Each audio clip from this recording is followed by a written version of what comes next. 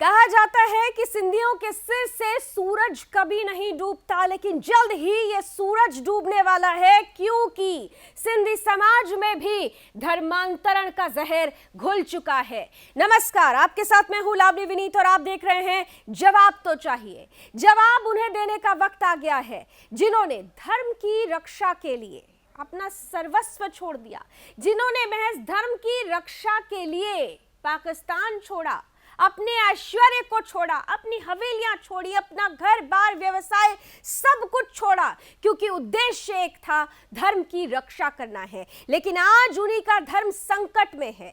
आज सिंध समाज पर धर्मांतरण का एक बड़ा आतंक मंडरा रहा है। सिंध समाज धर्मांतरण के जाल में फंस चुका है। जिन लोगों ने अपने आप को बचाने के लिए, अपने धर्म की रक्षा के लिए अपने आप को न्यौछावर कर दिया, आज उन्हीं को टारगेट किया जा रहा है धर्मांतरण के जिहादियों की तरफ से। और ऐसे में इसीलिए पूछना पड़ रहा है कि जिन्होंने अपना सब कुछ छोड़ दिया धर्म को बचाने के लिए, आज उसी कड़ी में, उसी पीढ़ी में एक ऐसी पीढ़ी भी आ गई है जिसने पैसों के लिए अपना धर्म छोड़ना शुरू कर दिया है।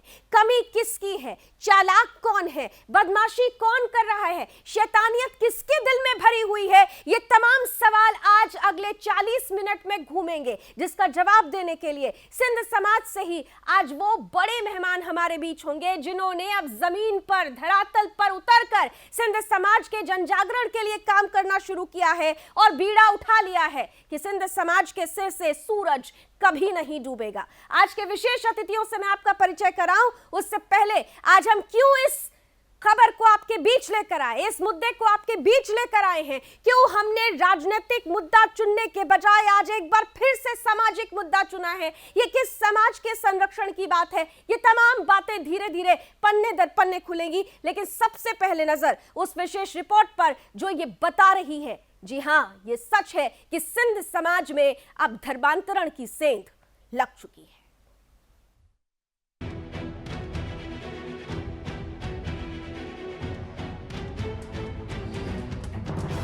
पाकिस्तान से प्रताड़ना तिरस्कार के बाद सिंधियों ने अपना घर कारोबार छोड़ा, जमीन छोड़ी और धर्म सुरक्षित रहे। इसके लिए पाकिस्तान में सब कुछ छोड़ हिंदुस्तान में नागपुर के जरी पटका इलाके में रहना ही श्रेयस्कर समझा था। लेकिन कुछ पीढ़ियों के बाद अब इस समाज के लोग, कुछ लोग पैसों के लालच में तो कुछ लोग दबाव या दूसरे कारणों से हिंदू धर्म छोड़कर दूसरे धर्मों को मानने लगे हैं। तो ये जो पॉपुलर बांटने का कार्य हमारा चालू हुआ, इसका बहुत अच्छा असर हो गया। एक वातावरण भी अच्छा निर्माण हुआ है पूरे नागपुर शहर से। एक ऐतिहासिक पहल नागपुर से जरी पटका से हुई है, जिसका मैंने हर जगह पूरे नागपुर में तो क्या दूसरे शहरों में भी उनको भी एक ऐसा मिला कि नहीं, हमको भी ऐसी बैठक करना चाहिए। आजादी के 75 साल बाद भी सिंधी समाज धर्मांतरण का शिकार हो रहा है। जरी पटका के करीब 1000 परिवारों में से 80 परिवार ईसाई धर्म को अपना चुके हैं, तो कुछ परिवारों की बेटियों को लव जिहाद का शिकार होना पड़ा। लिहाजा अब सिंधी समाज को जगाने के लिए सिंधी लोग हर सोमवार को एकजुट होकर मीटिंग किया करते हैं और घरों में जाकर संपर्क भी करते हैं। बच्चों को भी जानकारी नहीं है, बड़ों को भी जानकारी नहीं है लव जिहाद क्या होता है। एक पॉम्पलेट में पूरी जानकारी देते हुए ये तय किया कि भाई हर घर में, जरी पटका के हर घर में ये पॉम्पलेट लेके आना। तो ऐसे हमने 10 गुट बनाए, हर गुट में लगभग 4-5 कार्यकर्ता है, यानी ऐसे 50 कार्यकर्ता लगे हुए पूरी जरी पटका में घर घर जाके पॉम्पलेट बनाए।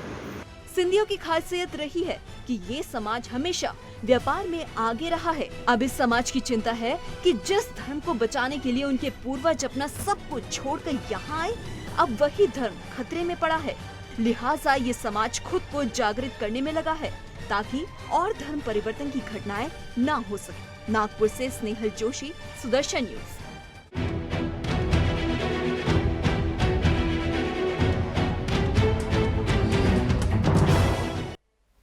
सिंधियों का एक उसूल है, थोड़े खटिए बड़ी बरकत, यानी थोड़े मुनाफे से ही बड़ी समृद्धि हासिल करना, ये उद्देश्य रहा, ये उसूल रहा। इतनी बड़ी समृद्धि हासिल करने के बावजूद भी, थोड़े से मुनाफे से बड़ी बड़ी समृद्धि हासिल करने के बावजूद भी आज सिंध समाज धर्मांतरण के जाल में कैसे फंस गया, कैसे हो गई ये सेंधमारी? आज ये तमाम सवाल हम उठाएंगे और इन सवालों का जवाब देने के लिए हमारे साथ विशेष अतिथियों का पैनल भी जुड़ चुका है। मैं स्वागत करना चाहती हूं, 3 विशेष अतिथि इस वक्त हमारे साथ जुड़ चुके हैं। हमारे साथ इस वक्त जुड़ रही हैं सिंध समाज की बुलंद आवाज, जानी मानी सामाजिक कार्यकर्ता धर्मदासी जी चावला। बहुत बहुत स्वागत है धर्मदासी जी आपका।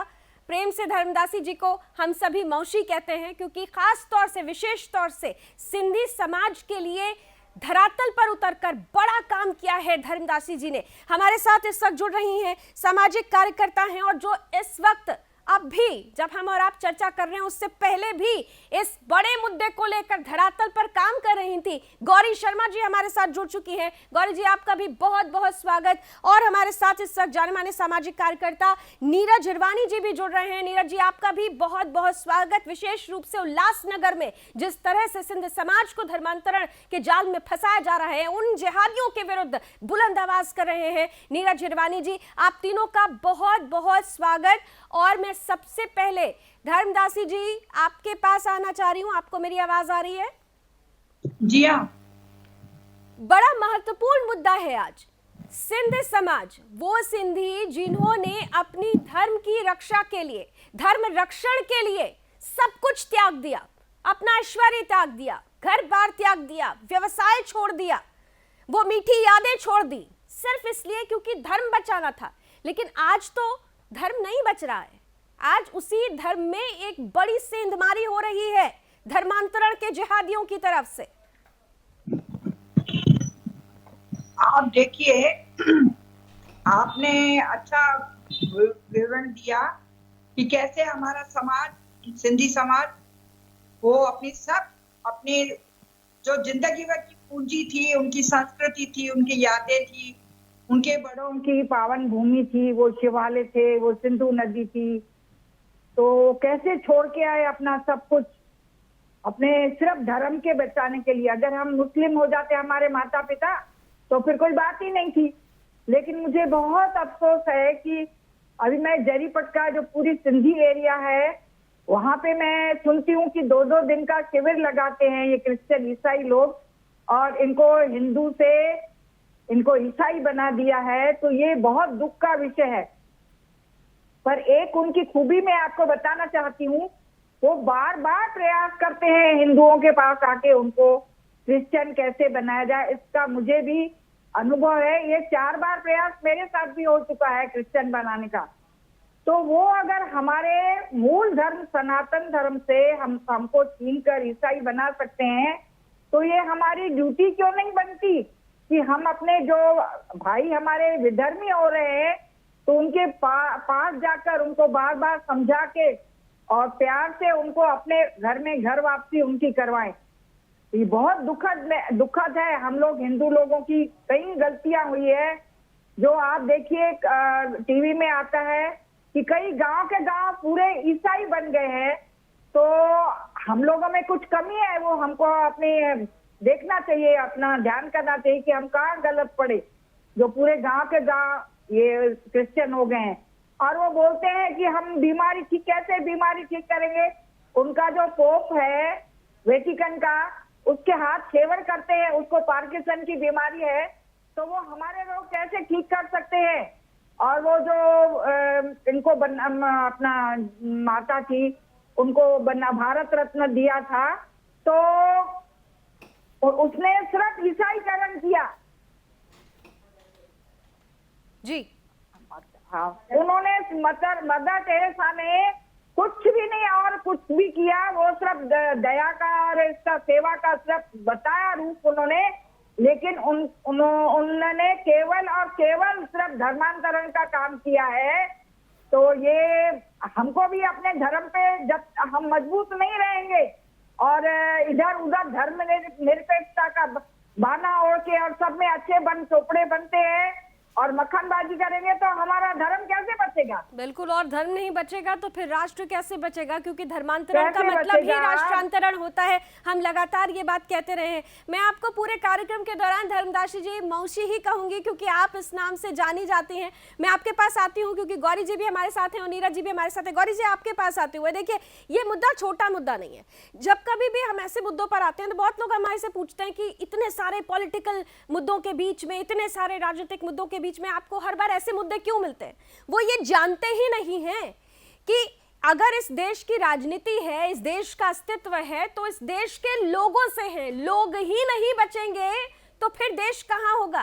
क्योंकि लोग अगर दूसरे धर्मों में चले जाएंगे तो उनकी पूरी की पूरी आस्था उनकी उस मत के तरफ हो जाएगी। अगर ईसाईकरण हो रहा है तो यानी सीधे सीधे आस्था वेटिकन पहुंच जाएगी। राष्ट्र के प्रति तो समर्पण रह ही नहीं जाएगा। मेरा जो महत्वपूर्ण प्रश्न आपसे होने वाला है, क्योंकि आप धरातल पर, ग्राउंड पर काम कर रही हैं, जरी पटका वो जगह बताई जाती है, अगर मैं गलत हूं तो आप प्लीज मुझे सही करिएगा, कि जिसका इतिहास रहा है कि वहां पर जो सिंधी समाज पहुंचा, मैंने पहले भी कहा कि थोड़े मुनाफे में बड़ी समृद्धि, उन्होंने एक बड़ा विशाल, एक समृद्ध सिंध समाज बना दिया। इतनी समृद्धि होने के बावजूद भी कहां चूक हो गई?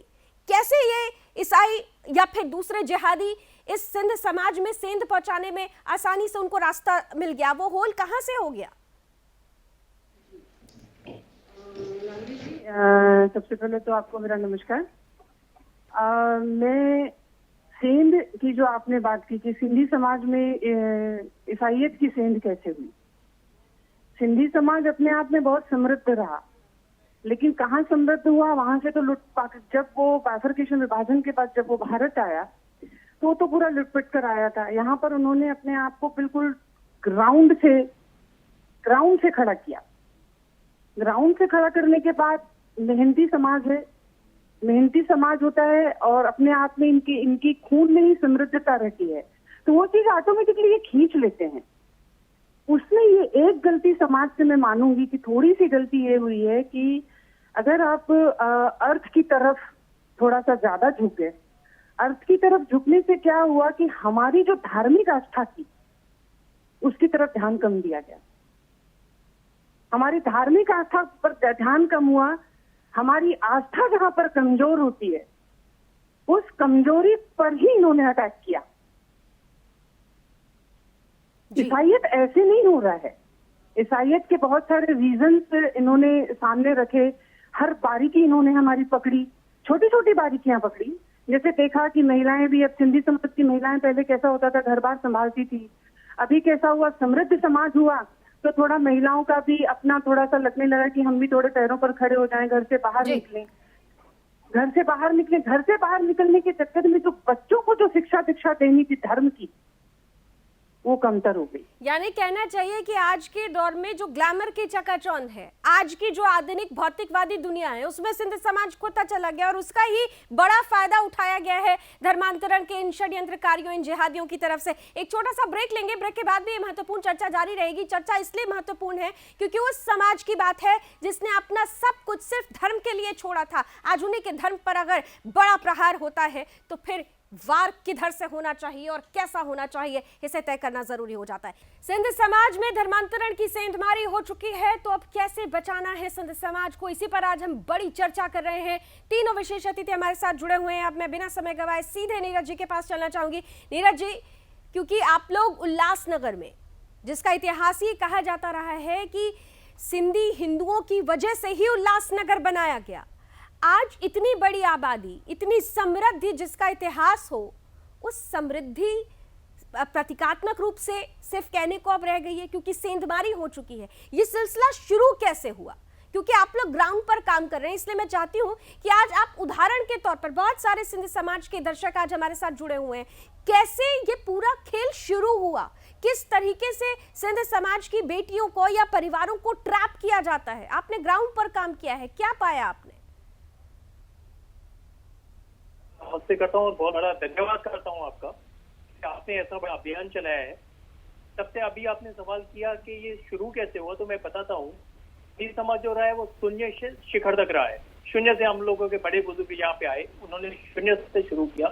जैसे कि आवाज में कहीं ना कहीं हो सकता है जो हमारी आज की युवा पीढ़ी है वह अपने दम को बचाने में कहीं ना कहीं सक्षम नहीं थी या पैसे कमाने नहीं लग गए, जो भी होगा।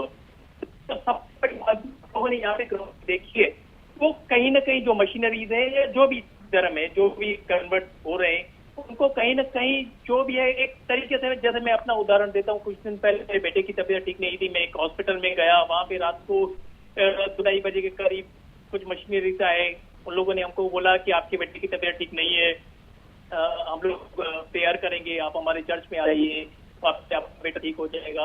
इस तरीके से जो प्रलोभन बोलेंगे तो लोगों को दी जाते हैं, जिसका फायदा हुआ ठीक है, जिसका नहीं हुआ फिर वो बोलते हैं लोगों ने तो प्रभु से आपके लिए बोला था, ये किया था, वो किया, जो भी उनको जो भी उनकी पॉलिसीज रही होंगी। तो कहीं ना कहीं ये भी बातें हैं कि लोग आ जाते हैं झांसे में, जिनको नहीं आते हैं, अपने धर्म से प्यार है, वो लोग कंटिन्यू करते हैं, जिनको नहीं आना तो नहीं आते।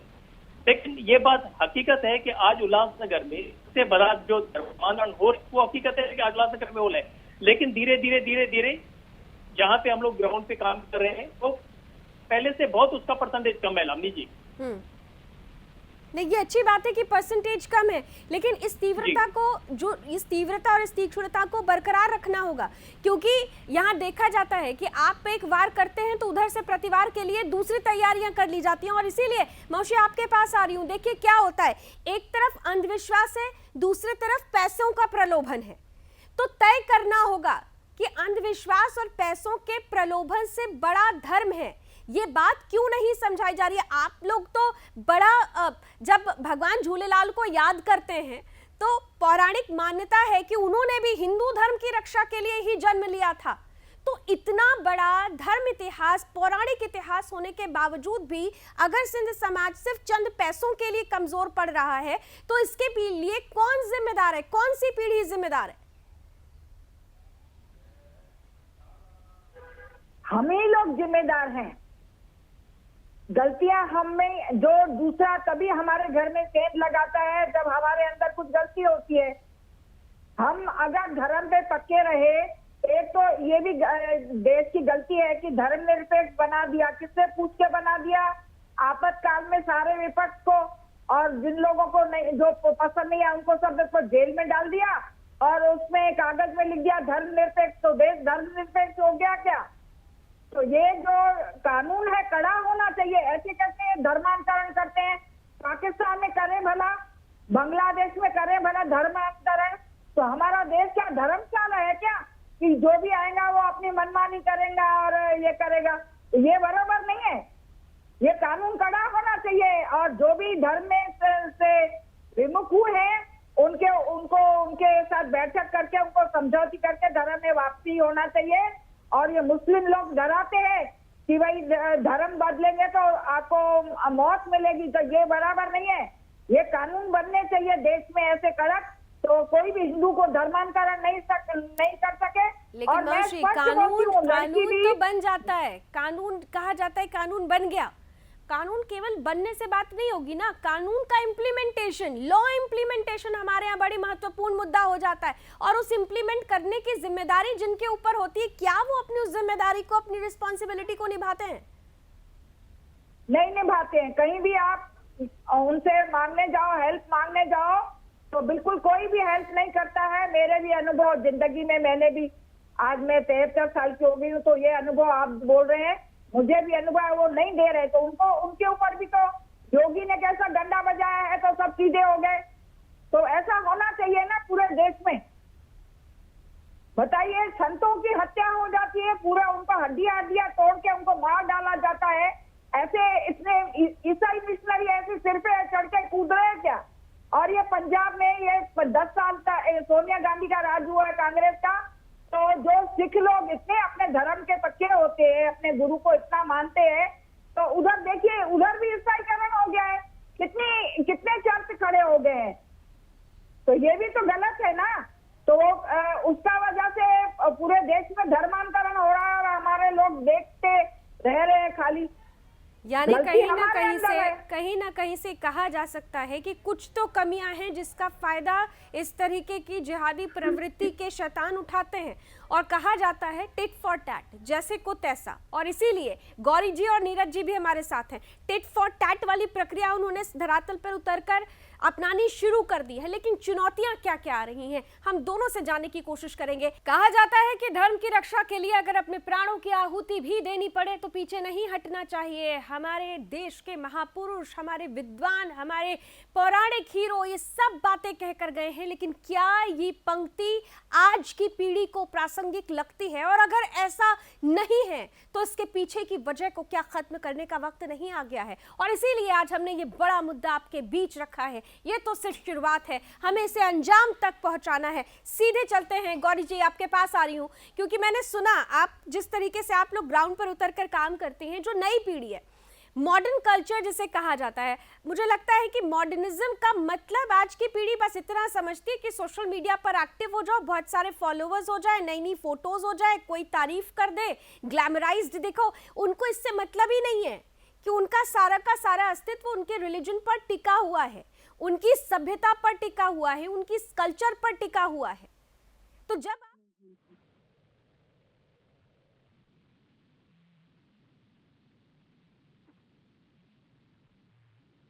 क्या आपने इस बात का जिक्र हमारी संवाददाता से किया था कि बड़ी मुश्किलें होती हैं, घर वापसी अगर कराने को सोचो भी तो बड़ी मुश्किल होती है उनको, इस कदर माइंड वॉश किया गया है, इस कदर ब्रेन वॉश किया गया है।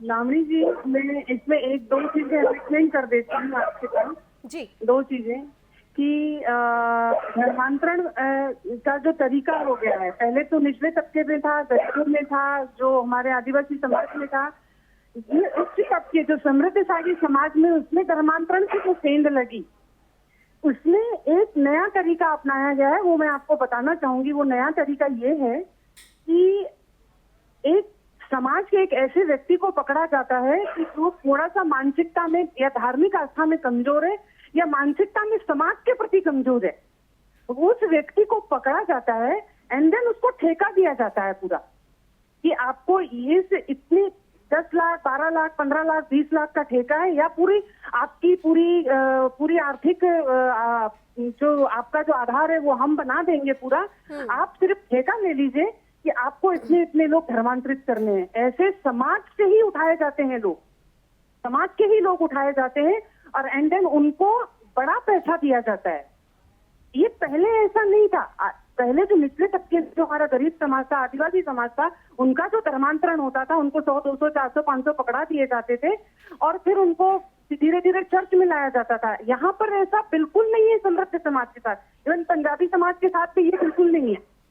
अच्छा गौरी जी, यहाँ पर मैं सॉरी आपको इंटरप्ट कर रही हूँ, लेकिन यहाँ पर हम सिर्फ ईसाईकरण की बात कर रहे हैं, लेकिन यहाँ तो देखिए दोनों तरफ से ट्रैप किया जा रहा है सिंधी समाज को। एक तरफ पूरे का पूरा परिवारों का इस्लामीकरण हो रहा है, दूसरी तरफ बेटियों के साथ लव जिहाद करके जिहादी भी यहाँ पे इस्लामीकरण के लिए भी तैयार है, यानी दोनों तरफ से ट्रैप किया जा रहा है।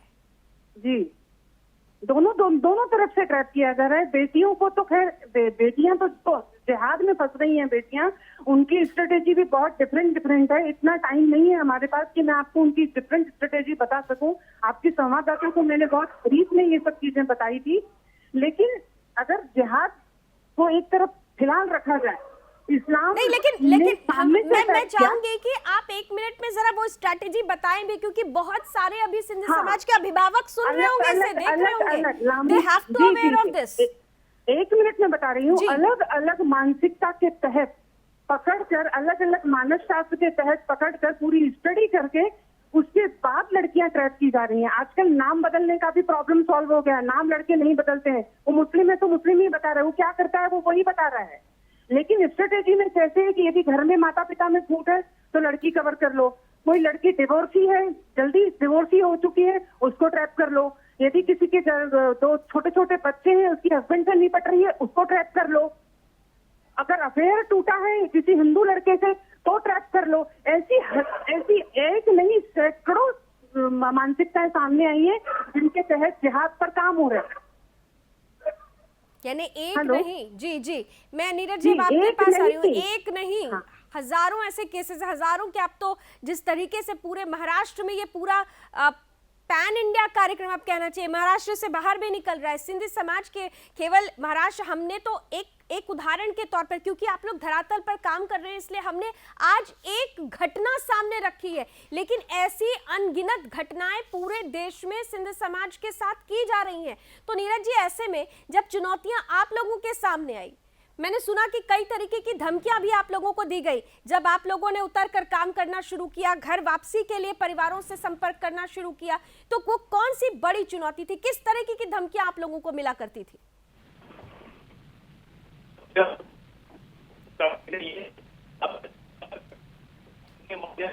जितने गए हैं उससे दुगने लेके आऊंगा, जितने गए हैं उससे दुगने लेके आऊंगा वापस अपने समाज के।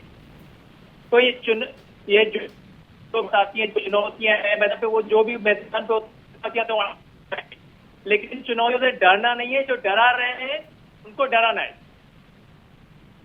कैसी धमकियां मिलती थी आपको? धमकियां यानी ये खुशी से आए हैं, जब भी हम लोग के कहीं पे जाते हैं हम लोग देखते हैं कि वहाँ पे उनकी प्रेयर हो रही है, ऐसे तरीके से जो भी जब हम वो कहना होता है कि नीरज जी, आपकी आवाज बहुत प्रॉब्लम कर रही है। आई एम सॉरी, मुझे आपको बीच में इंटरप्ट करना पड़ेगा। पैनल जरा चेक करें। मैं मौशी के पास जाना चाहती हूँ। धर्मदास जी चावला हमारे साथ जुड़े हुए हैं।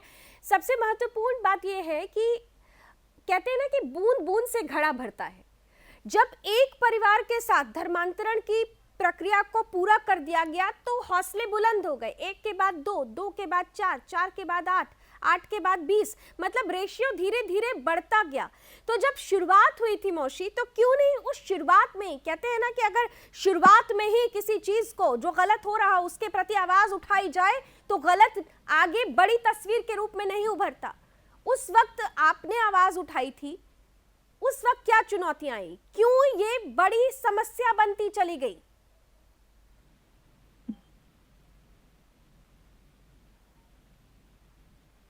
धर्मदास जी, आप सुन पा रही हैं मुझे? हाँ जी, हाँ जी जी, मेरा सवाल आप ही से था। मैंने कहा ना कि एक जब पहला ये वाकया हुआ था, जब पहले परिवार के साथ, एक परिवार के साथ ये घटना शुरू हुई थी, तो ऐसे जिहादियों के, ऐसे धर्मांतरण करने वाले षड्यंत्रकारियों के हौसले बुलंद हो गए। उन्होंने एक के बाद दो, दो के बाद 10, 10 के बाद इसी तरह प्रक्रिया जारी रखी। तो शुरुआत में क्यों नहीं इसके खिलाफ आवाज बुलंद की गई, और अगर आवाज बुलंद की गई तो क्यों नहीं इसका बड़ा परिणाम दिखाई दिया? हाँ, मैं तो शुरू से ही कह रही हूँ कि हमने अपने आसपास के जो सराउंडिंग है उसके ऊपर बराबर सूक्ष्म दृष्टि से ध्यान रखना चाहिए। अपने बच्चों के प्रति ध्यान रखना चाहिए, उनकी बारीकियों से उनका निरीक्षण करना चाहिए। तो हमको शुरू में ही गलती पकड़नी चाहिए थी, वो समाज ने नहीं किया। और मैं हाथ जोड़कर नम्र निवेदन करती हूँ हमारे संतों से। आज गली गली में एक मुल्ला देखिए, सुन के हैरानी होती है, उनके शब्द बेधड़क कितना गंदा गंदा बोलते हैं। लेकिन हमारे संतों ने, जो भी हमारे हिंदू समाज के संत हैं, जरीपटका में 20 मंदिर हैं, दरबार और मंदिर मिला के 20 हैं, लेकिन उन संतों ने कोई अवेयरनेस नहीं किया। उन्होंने अपने भजन कीर्तन में ये रखा। तो उनकी भी एक जिम्मेदारी बनती थी, हमारी भी जिम्मेदारी है, उनकी भी जिम्मेदारी है। अब मैं उनको संतों सभी को, अपने हिंदू समाज के संतों को निवेदन करती हूँ, करबद्ध प्रार्थना करती हूँ कि वे अब अवेयर हुए और अपने समाज को बचाने के लिए आगे आए। वरना ये धर्मांतरण के जो हैं लोग, ये हमको सब तरफ से, चाहे ईसाई हो चाहे मुस्लिम हो, कहीं भी हमारे संतों में, अपना सत्संग में ये नहीं बताया जाता है कि हम अपनी लड़कियों को किस तरह से जिहादियों से बचाएं। तो ये गलतियां तो है ही ना। ये गलतियां अगर निरंतर करते रहेंगे, आप गली गली में एक मुल्ला चिल्ला रहा है कि एक मस्जिद में ऐसा लगता है कि आग लगाने जा रहा है, उसकी भाषा, उसके उसका चिल्लाना। और हम अपने कम से कम बच्चों को सुरक्षा तो प्रदान करें, उनको अवेयर तो करें कि अपने धर्म पे तो ये पुख्ते रहे ना कम से कम। और दूसरी बात, हम मरेंगे तो हम गड़ेंगे थोड़ी ना। हमको तो तुरंत 12 दिन के बाद में हमको बोलते हैं कि एक जन्म होता है हमारा, तो फिर डरना काहे का? और जब बोलते हैं मौत के एक तक पहले मौत नहीं आएंगी, तो फिर डरना ही क्या है? बिल्कुल, जो डर गया वो मर गया, ये हमारे ही हमारे ही धर्म में कहा गया, और इसीलिए धर्म की रक्षा के लिए अगर प्राणों की भी आहुति देनी पड़े तो उससे पीछे नहीं हटना पड़े, क्योंकि हमारे यहाँ की धर्म की संकल्पना ही पुनर्जन्म पर आधारित है। आपने एक जन्म लिया है और अगर उस जन्म में अगर आपने अपने धर्म की रक्षा आप नहीं कर पाते तो निश्चित रूप से सवाल खड़े होंगे। बहुत बहुत धन्यवाद। समय की कुछ सीमाएं हैं, लेकिन ये चर्चा यहाँ रुकेगी नहीं। आज आगाज हुआ है, अंजाम तक इसे पहुंचाया जाएगा। सिंध समाज में धर्मांतरण की सेंध लगी है, ये राजनीतिक मुद्दा नहीं है, ये एक सामाजिक मुद्दा है। सामाजिक तौर पर, सामाजिक स्तर पर समेकित होकर हमें इस सेंधमारी के खिलाफ आवाज उठानी होगी, और तभी हम सही मायने में धर्म रक्षण के प्रति अपनी संवेदना सही मायने में प्रस्तुत कर पाएंगे। उम्मीद करते हैं आज रात में सोने से पहले इसका आकलन आप सभी जरूर करेंगे। इसी उम्मीद के साथ अभी बस इतना ही। देश और दुनिया की तमाम खबरों के लिए आप जुड़े रहिए सुदर्शन न्यूज के साथ। जय हिंद।